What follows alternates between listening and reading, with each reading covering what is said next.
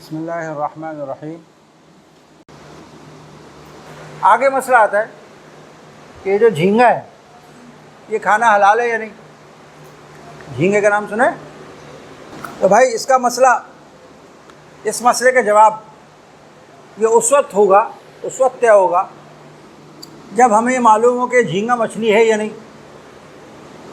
احناف کے نزدیک پہلے یہ بات طے کرو کہ جھینگا مچھلی ہے یا نہیں۔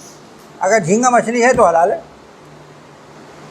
اور اگر جھینگا مچھلی نہیں ہے تو حلال نہیں ہے۔ ابھی دلائل سے ہم نے بتایا نا، صرف مچھلی حلال ہے، مچھلی اور مچھلی کی ساری اقسام، مچھلی اور مچھلی کی ساری اقسام یہ حلال ہیں۔ جھینگا اگر مچھلی ہے تو حلال ہے، اگر مچھلی نہیں ہے تو حلال نہیں ہے۔ مسئلہ یہ ہے کہ جھینگے کے مچھلی ہونے اور نہ ہونے میں ماہرین حیوانات بحر، علماء حیوانات بحر کا اختلاف ہے۔ ایک طبقہ حیوانات بحر کے ماہرین کا آج بھی، سائنس اتنی ترقی کر گئی ہے، آج بھی ایک طبقہ یہ کہتا ہے کہ مچھلی کی قسم میں سے، مچھلی کے خاندان میں سے نہیں ہے جھینگا۔ کیوں؟ اس لیے کہ مچھلی کے خاندان کس کو کہتے ہیں؟ وہ کہتے ہیں مچھلی کا خاندان سمندر کا وہ جانور ہوگا جس میں دو صفات ہوں۔ کتنی صفات ہوں؟ دو صفات۔ نمبر ایک، اس کے اندر ریڑھ کی ہڈی ہو، جس پہ کانٹا ہوتا ہے نا مچھلی کا، وہ ریڑھ کی ہڈی ہوتی ہے، اس کی ریڑھ کی ہڈی ہو۔ اور نمبر دو، وہ گلپھڑوں سے سانس لیتا ہو۔ مچھلی کے دو گلپھڑے ہوتے ہیں نا جس سے سانس لیتا ہے وہ۔ تو یہ دو صفات جس جانور میں ہوں گی سمندر کے، وہ مچھلی کے خاندان کا ہے۔ جس میں یہ دو صفات نہیں ہوں گی، مچھلی کے خاندان کا نہیں ہے۔ سمجھ میں بات؟ ایک بڑی تعداد حیوانات بحر کے ماہرین کی قدیماً و جدیداً، قدیماً و حدیثاً، وہ مچھلی کی یہ تعریف کرتے ہیں۔ اور یہ دونوں صفات جھینگے میں نہیں ہیں۔ جھینگے میں ریڑھ کی ہڈی بھی نہیں ہے، اور جھینگا گلپھڑوں سے سانس بھی نہیں لیتا۔ سمجھ میں بات؟ چنانچہ قدیمی کتابوں کے اندر حیات الحیوان للدمیری، ہمارے کتب خانے میں موجود ہے کتاب عربی میں، اس میں بھی یہ صراحت موجود ہے کہ جھینگا جو ہے یہ نہ گلپھڑوں سے سانس لیتا ہے، نہ اس میں ریڑھ کی ہڈی ہے، لہٰذا یہ جائز نہیں ہے۔ روبیان کہتے ہیں اس کو عربی میں، روبیان، عربی میں اس کو کیا کہتے ہیں؟ روبیان۔ اگر اس موقف کو دیکھا جائے تو جھینگا حرام ہے۔ ایک طبقہ یہ کہتا ہے، حیوانات بحر کے ماہرین ہی کا، وہ کہتے ہیں نہیں جی، جھینگا جو ہے وہ مچھلی کی اقسام میں سے ہی ہے، اور جو آپ تعریف کرو کہ قرآن میں آئی ہے تعریف، تو تمہاری گڑی ہوئی ہے نا، تم نے بنائی ہے تعریف، کوئی منصوص تھوڑی ہے، کوئی حدیث میں تھوڑی آئی ہے۔ بہت سی مچھلیاں ایسی ہیں جن میں ہڈی نہیں ہوتی، کانٹا نہیں ہوتا، بغیر کانٹے کی مچھلیاں ہوتی ہیں، کیوں مچھلی ہے؟ تو اس لیے یہ تعریف کوئی حتمی تعریف نہیں ہے، اور جھینگا جو ہے یہ مچھلی کی اقسام میں سے ہے۔ ایسے مسائل میں جہاں اختلاف ہو جائے وہاں مدار عرف پر بھی ہوتا ہے۔ جہاں حیوانات کے ماہرین میں اختلاف ہو جائے تو پھر لوگوں کے اندر جو عرف ہے اس کا بھی اعتبار ہوتا ہے۔ تو ہم عرف کو بھی دیکھتے ہیں کہ جو عرف کیا ہے، عرف کا پتہ کیسے چلے گا؟ کہتے ہیں عرف کا پتہ اس سے چلے گا کہ آپ کسی شخص کو بازار بھیجیں اور اس سے کہیں کہ جا مچھلی لیا 1 کلو، 1 کلو جا کر بازار سے مچھلی لیا۔ اگر وہ شخص جھینگا لے کر آ جائے تو عامر جو ہے وہ اس کو امتثال سمجھتا ہے امر کا یا نہیں، اس سے عرف کا پتہ چل جائے گا۔ بھائی دیکھو نا، اگر کسی کو آپ نے بھیجا کہ بازار سے جا کے لوکی لیا، بازار سے جا کے کیا لیا؟ لوکی لیا، اور وہ جا کر وہاں سے بھنڈی لے آتا ہے، امتثال امر ہی ہے۔ لیکن اگر لوکی والا جس کو لوکی لینے بھیجا تھا آپ نے، وہ کیا کہتے ہیں کدو لے کے آ جاتا ہے، یہ امتثال امر ہے، اس لیے کہ ایک ہی خاندان کی ایک سبزیاں ہیں، یہ ترئی، ٹنڈا، لوکی، کدو، یہ چاروں ایک ہی خاندان کی سبزیاں ہیں۔ اگر کوئی لوکی منگائے اور وہ کیا کہتے ہیں کدو لے کر آ جائے یا ٹنڈا لے کر آ جائے تو یہ ممتثل امر سمجھ آتا ہے کہ جی اس نے خلاف ورزی نہیں کی، اس نے کام پورا کر دیا۔ اگر قاضی کی عدالت میں مقدمہ جائے تو قاضی یہ کہے گا کہ اس نے جو ہے امتثال کیا ہے، اس کے اوپر ضمان نہیں آئے گا۔ بات سمجھ رہے نہیں سمجھ رہے؟ تو اس کا عرف کا پتہ چلے گا اس سے کہ اگر کسی کو بازار بھیجا جائے، اس سے کہا جائے کہ جا مچھلی لیا، وہ جھینگا لے آئے، تو عرف میں اس کو امتثال سمجھا جاتا ہے یا نہیں؟ تم بتاؤ، تم فیصلہ کرو۔ اگر میں تم کو بھیجوں کہ جا مچھلی لے کر آ اور تو جھینگا لے آئے، میں مان جاؤں گا تو مچھلی لایا نہیں نا؟ جب نہیں مانو گے تو مچھلی نہیں ہے، عرف کہہ رہے ہیں مچھلی نہیں۔ یہی سوال بنگلہ دیش میں کرو جا کے، یہی سوال کیا کرو، بنگلہ دیش میں کرو، تو وہ کہتے ہیں کہ جی اگر کوئی مچھلی لینے بھیجو اور جھینگا لے آئے تو اس کو شاباش دیتے ہیں، بہترین مچھلی لے کر آیا، تو اعلیٰ درجے کی مچھلی لایا، ان کے عرف میں ہے۔ لہٰذا اب کیا فتویٰ ہوگا؟ برمی بنگالی کے لیے کھانا حلال، کیونکہ ان کے عرف میں ہے، اب عرف فیصلہ کرے گا، لیکن میرے آپ کے عرف میں نہیں حلال۔ اسی لیے ہمارے اکابر اس سے پرہیز کرتے ہیں۔ میں نے اپنے والد صاحب رحمۃ اللہ علیہ کو کبھی بھی جھینگا کھاتے ہوئے نہیں دیکھا، دسترخوان پہ آتا تھا کبھی میں نے نہیں دیکھا کھایا ہوا۔ ہمارے اکابر احتیاط کرتے ہیں۔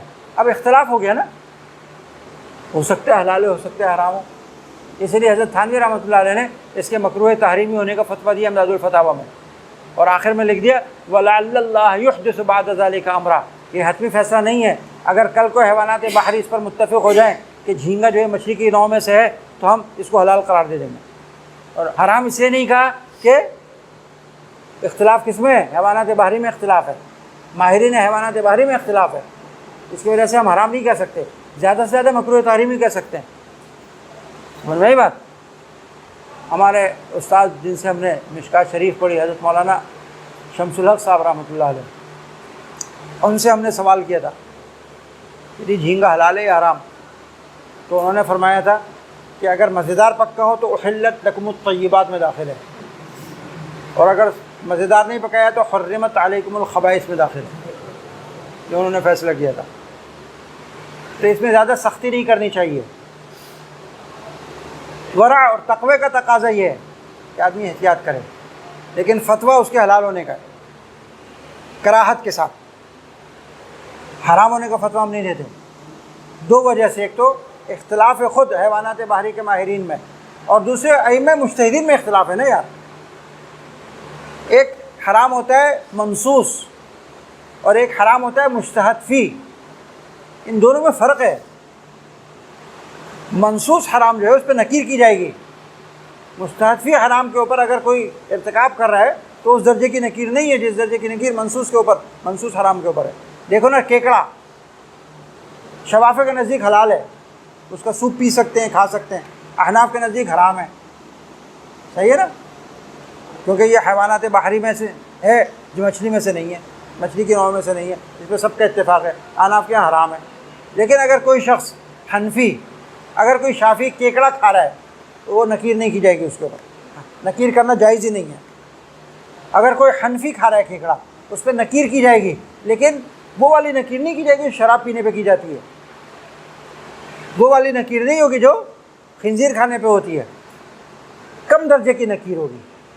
تو ایک تو مسئلہ مجتہد فی ہے، اور دوسرے مزید اس میں کیا اختلاف پیدا ہو گیا؟ حیوانات بحری کے ماہرین کا اختلاف پیدا ہو گیا، تو ڈبل اختلاف آنے کی وجہ سے اس کی شناعت، اس کی حرمت بہت نیچے چلی گئی، بہت کم ہو گئی۔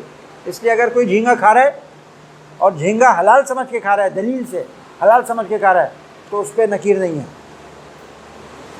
لیکن اگر کوئی جھینگا کھا رہا ہے دلیل کے بغیر، دلیل سے اس کو معلوم ہے کہ یار میرے نزدیک یہ حرام ہونا چاہیے، پھر بھی کھا رہا ہے، تو یہ غلط کر رہا ہے، وہ مکروہ تحریمی کا ارتکاب کر رہا ہے۔ سمجھ میں آئی بات؟ فقہا یہ بھی کہتے ہیں کہ اگر تعویل کے ساتھ کوئی غلط کام کر رہا ہے، اس کے امام کے نزدیک وہ غلط ہے کام، لیکن تعویل کے ساتھ کیا جا رہا ہے، تو کہتے ہیں وہ صحیح ہو جاتا ہے۔ تو ہم بھی یہاں پر یہ کہیں گے کہ اگر کوئی دلیل کی بنیاد پہ یہ راجح سمجھتا ہے کہ جھینگا حلال ہے، اختلاف ہو گیا نا دلائل میں، کسی کا رجحان اس طرح کہ نہیں جھینگا حلال ہے اور وہ کھا رہا ہے، اس کے لیے بالکل حلال ہے، وہ قابل نکیر نہیں ہے۔ لیکن اگر کوئی مولوی صاحب دلائل کے اعتبار سے سمجھتے ہیں کہ جھینگا نہیں کھانا چاہیے، پھر بھی کھا رہے ہیں، تو پھر تو نکیر ہے اس کے اوپر، کیونکہ وہ مکروہ کا ارتکاب کر رہا ہے۔ ارے بات سمجھ میں آ گئی؟ مسئلہ صاف ہو گیا بالکل اچھی طرح۔ حضرت ابو زید عبداللہ ابن مسعود رضی اللہ تعالیٰ عنہ سے روایت کرتے ہیں کہ نبی کریم صلی اللہ علیہ وسلم نے ان کو لیلۃ الجن میں کہا تھا کہ تمہارے برتن میں کیا ہے؟ تو حضرت عبداللہ ابن مسعود نے عرض کیا تھا کہ یا رسول اللہ نبیذ ہے. تو آپ نے فرمایا تھا تمرۃ طیبہ وماء طہور، یہ تو کھجور ہے، پاک کھجور اور پاک پانی ہے. اور ایک روایت میں ہے فتوضأ منہ، روایت کی ترمذی کی روایت میں ہے فتوضأ منہ، آپ نے پھر اس سے وضو بھی فرمایا. سمجھ میں بات؟ وقالت ترمذی، امام ترمذی نے اس حدیث کے اوپر اشکال کیا اور یہ کہا کہ ابو زید جو ہیں یہ مجہول ہیں، ایک راوی مجہول آ گیا بیچ میں، لہٰذا یہ حدیث قابل استدلال نہیں ہے. اور صاحب مصابی نے کہا کہ سند صحیح کے ساتھ یہ روایت موجود ہے ذخیرہ حدیث میں کہ حضرت علقمہ حضرت عبداللہ ابن مسعود رضی اللہ تعالیٰ عنہ سے یہ روایت کر رہے ہیں کہ لم اکن لیلۃ الجن مع رسول اللہ صلی اللہ علیہ وسلم، میں رسول اللہ صلی اللہ علیہ وسلم کے ساتھ لیلۃ الجن میں ساتھ نہیں تھا. ایک حدیث صحیح بتا رہی ہے کہ حضرت عبداللہ ابن مسعود کہہ رہے ہیں کہ میں لیلۃ الجن میں ساتھ نہیں تھا، اور ایک ضعیف حدیث بتا رہی ہے کہ میں ساتھ تھا. تو ترجیح کس کو ہوگی؟ صحیح حدیث کو ترجیح ہوگی. لہٰذا یہ حدیث قابل استدلال نہیں ہے، یہ ترجمہ ہے اس کا، حدیث کا یہ ترجمہ ہے. یہاں پر یہ مسئلہ سمجھ لیجیے کہ وضو اور غسل، اس کے لیے قرآن اور حدیث یہ بتاتے ہیں کہ مائع مطلق ہونا چاہیے، پاک پانی مائع مطلق، کسی چیز کی آمیزش کے بغیر سادہ پانی ہونا چاہیے. مائع مطلق کا مطلب سادہ پانی. نہیں بات، اس سے وضو بھی کرنا مشروع ہے اور غسل کرنا بھی مشروع ہے. نبی سے وضو اور غسل کا کیا حکم ہے؟ اس میں تفصیل ہے. اگر مائع مطلق موجود نہیں ہے، اگر مائع مطلق موجود نہیں ہے اور نبی سے تمر موجود ہے تو کیا تیمم کیا جائے گا یا نبیذ تمر سے وضو کیا جائے گا؟ سوال سمجھ میں آیا؟ اگر مائع مطلق موجود نہیں ہے، صرف نبیذ تمر موجود ہے، تو پھر وضو کرنا ضروری ہے نبیذ تمر سے یا تیمم کی طرف جائے گا آدمی؟ اس میں تفصیل ہے. تفصیل یہ ہے کہ نبیذ کی کئی قسمیں ہیں، ہر قسم کا حکم الگ ہے. ایک نبیذ تو وہ ہے کہ کھجور پانی میں ڈالی اور فوراً نکال لی 5 7 10 منٹ میں، پانی کا نہ مزہ تبدیل ہوا نہ رنگ تبدیل ہوا. تھوڑی دیر کے لیے کھجور رکھی پانی میں، نکال لی، یہ تبدیل ہوا تو معمولی سے مزہ تبدیل ہوا. سب کے نزدیک بالاتفاق یہ مائع مطلق ہے، اس میں اور مائع مطلق میں کوئی فرق نہیں ہے. اس سے وضو کیا جائے گا، تیمم کی طرف جانا جائز نہیں ہے. سب کا اس پر اتفاق. صحیح ہے. دوسری صورت یہ ہے کہ کھجور پانی میں ڈالی، وہ پانی میں پڑی رہی، پانی میں پڑے پانی میں حل ہو گئی، پانی میں مل گئی، اور اس سے پانی کی رقت اور سیلان میں بھی فرق پڑ گیا، پانی گاڑھا ہو گیا. ایک نبیذ وہ بھی ہوتی ہے. بالاتفاق سب کے نزدیک اس سے وضو غسل جائز نہیں ہے، تیمم کیا جائے گا. 2 صورتیں ہو گئی. تیسری صورت، کھجور پانی میں ڈالی اور اسے پکا لیا. پکانے سے بھی کیا ہو جائے گا؟ پانی اور کھجور ایک ہو جائے گا. مطبوخ، نبیذ مطبوخ، بالاتفاق اس سے وضو غسل جائز نہیں، تیمم کیا جائے گا. سب کا اتفاق ہے، کوئی اختلاف نہیں. کتنی صورتیں ہو گئیں؟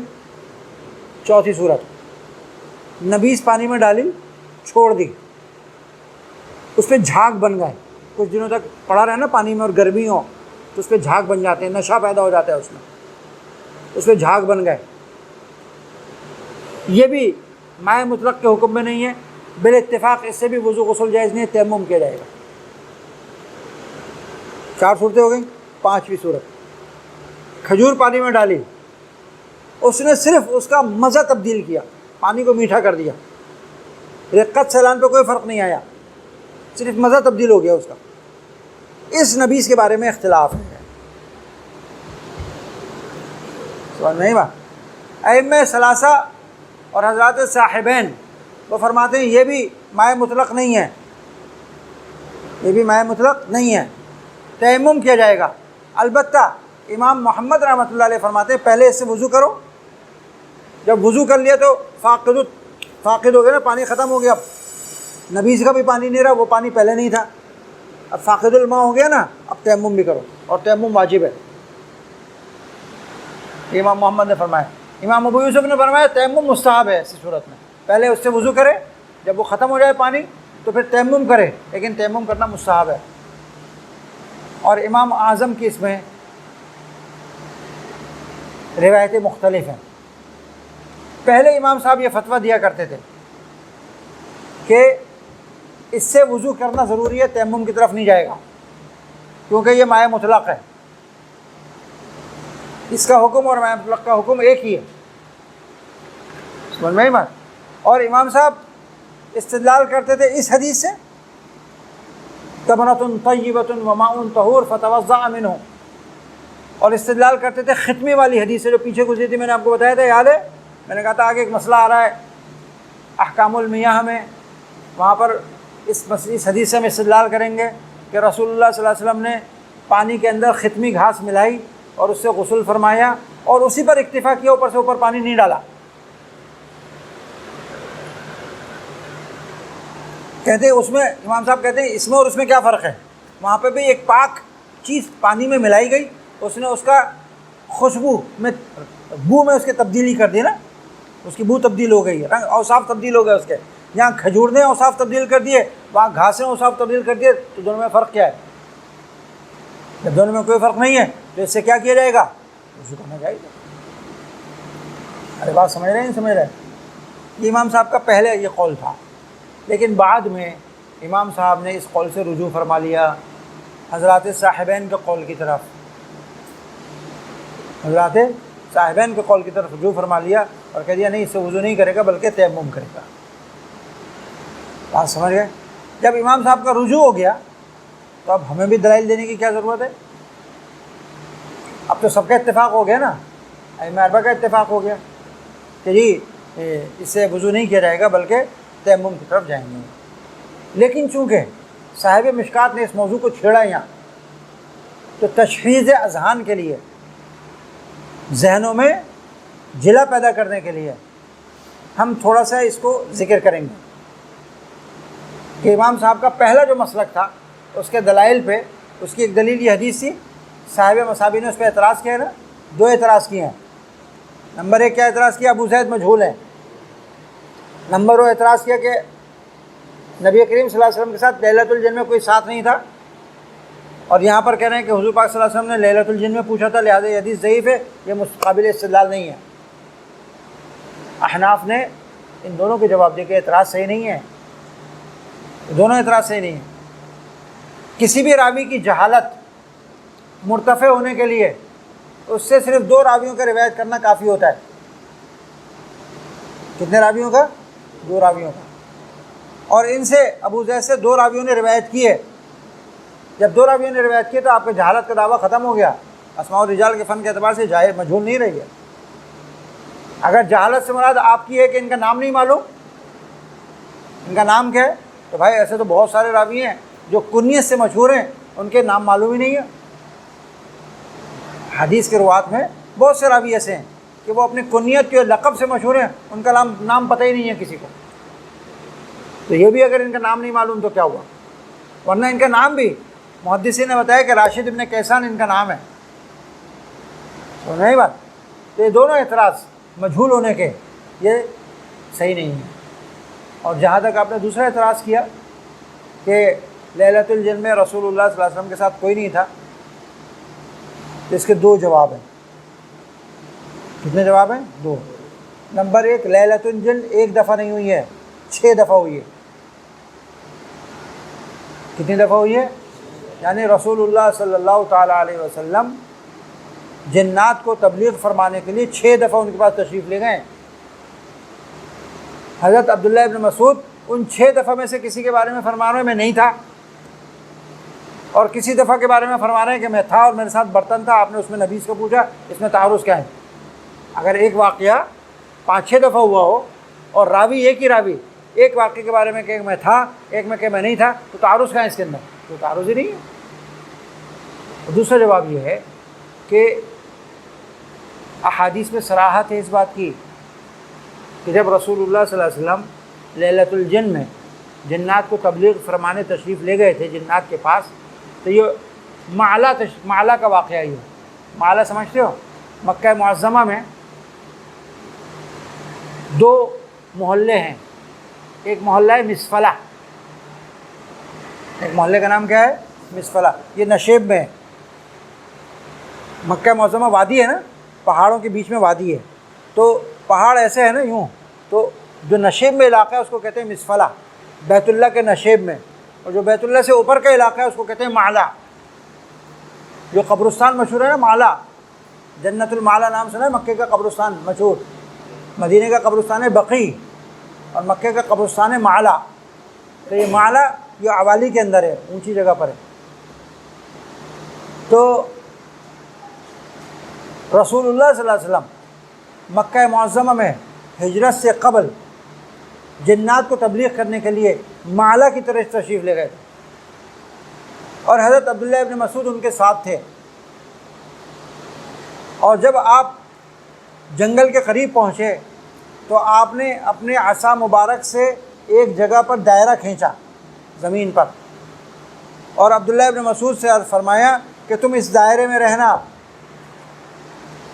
تمہیں کیسی ہی آوازیں کیوں نہ آئیں، کیسی ہی شکلیں تم کو نظر کیوں نہ آئیں، اس دائرے سے باہر نہیں نکلنا۔ اور خود آگے تشریف لے گئے تھے، اور وہاں جا کر آپ نے جب جنات کو تبلیغ کی تو حضرت عبداللہ بن مسعود فرماتے ہیں کہ مجھے عجیب و غریب آوازیں آ رہی تھیں۔ اگر نبی کریم صلی اللہ علیہ وسلم نے یہ ہدایت نہ فرمائی ہوتی تو میں جا کر دیکھتا کہ یہ آوازیں کیسی ہیں، مجھے خوف آ رہا تھا کہ کہیں رسول اللہ صلی اللہ علیہ وسلم کو نقصان نہ پہنچ جائے، لیکن چونکہ آپ نے مجھے ہدایت کی تھی کہ یہاں سے نہیں جانا، میں اسی دائرے کے اندر بیٹھا رہا، میں نہیں نکلا۔ پھر آپ واپس تشریف لائے اور ان کے ساتھ میں واپس آ گیا۔ یہ پورا قصہ ہے لیلۃ الجن کا، تو جس میں حضرت عبداللہ ابن مسعود کہتے ہیں کہ میں رسول اللہ صلی اللہ علیہ وسلم کے ساتھ نہیں تھا۔ کہاں نہیں تھا؟ وہ جنگل میں، واقعتاً نہیں تھے کیونکہ ان کو تو وہاں بٹھا کر گئے تھے، پیچھے چھوڑ کر گئے تھے۔ اور جہاں کہتے ہیں میں ساتھ تھا تو جنگل میں جانے سے پہلے ساتھ تھا، تو دونوں میں کیا تعارض ہے؟ مکہ معظمہ میں آپ نے نام سنا ہوگا ایک مشہور مسجد ہے مسجد جن، نام سنا ہے؟ نہیں سنا؟ مسجد الجن معلا میں یہ مسجد ہے، قبرستان کی طرف جاتے ہوئے راستے میں آتی ہے مسجد۔ یہ مسجد اسی جگہ ہے جہاں رسول اللہ صلی اللہ علیہ وسلم نے حضرت عبداللہ ابن مسعود کو دائرہ کھینچ کے بٹھایا تھا، ان سے کہا تھا کہ میں آگے جا رہا ہوں، تم ساتھ نہیں آنا، تم یہاں رہو، ایک دائرہ کھینچ کے وہاں بٹھایا تھا۔ یہ مسجد جن وہاں پر امت نے بعد میں بنائی، مسجد جن کے نام سے آج تک وہ مسجد موجود ہے، وہاں نماز ہوتی ہے 5 وقت کی، جس کا چاہے جا کر دیکھ لے، مکے میں مسجد موجود ہے۔ تو وہاں پر بیٹھے ہوئے تھے حضرت عبداللہ ابن مسعود، آگے نہیں گئے تھے، تو کیا تعارض ہے اس کے اندر بتاؤ؟ یہ تعارض ہے۔ لہٰذا یہ کہنا کہ یہ حدیث صحیح نہیں ہے یا یہ حدیث میں مجہول راوی یا عبداللہ ابن مسعود ساتھ نہیں تھے، ان سب باتوں کا جواب موجود ہے۔ یہ میں نے آپ کو ساری بحث اس لیے بتائی تاکہ آپ کے ذہن کیا رہیں، ذرا کھل جائیں، ورنہ احناف کا موقف جمہور کے ساتھ ہے اس مسئلے میں کہ نبیذ تمر سے وضو جائز نہیں ہے، اور اس صورت میں تو تیمم ہی کیا جائے گا۔ سمجھ گیا؟